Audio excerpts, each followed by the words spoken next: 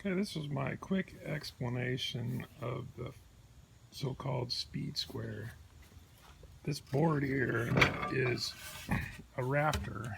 Rafters are tilted. Obviously they're sloped. So the cuts are squared to the proposed rafter. But usually you want the cuts to be plumb, so they have to be at an angle, vertical up and down. So how do you know what angle to cut the rafter at? The classic way was you use a big framing square and you set, if the plan say the pitch is 6 and 12, and you set 6 on the little leg and 12 on the big leg for a so-called common rafter, which is just that most of the rafters are common rafters. So it's 6 on the little leg, and the advantage of this is you have not only a plumb cut, but you have a level cut mark. And a lot of guys clamp a straight edge to their framing square, so you don't have to keep doing this every time.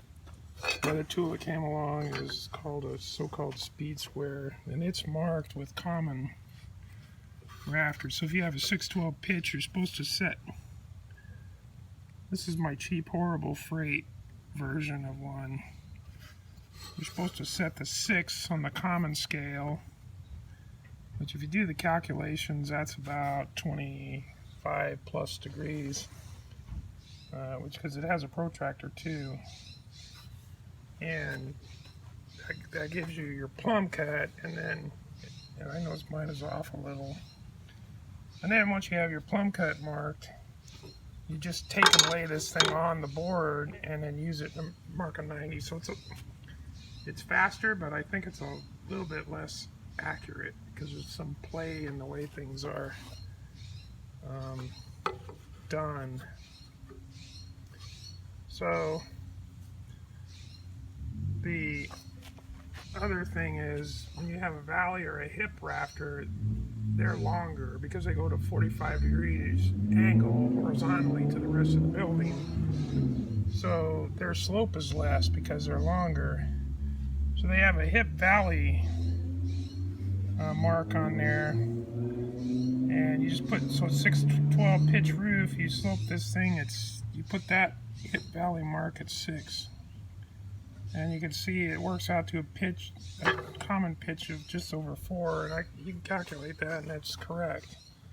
The way the old timers did it was they 12 squared times 2, the square root of that is just short of about a 32nd of an inch short of 17 inches. So they just use 17 inches because it's close enough.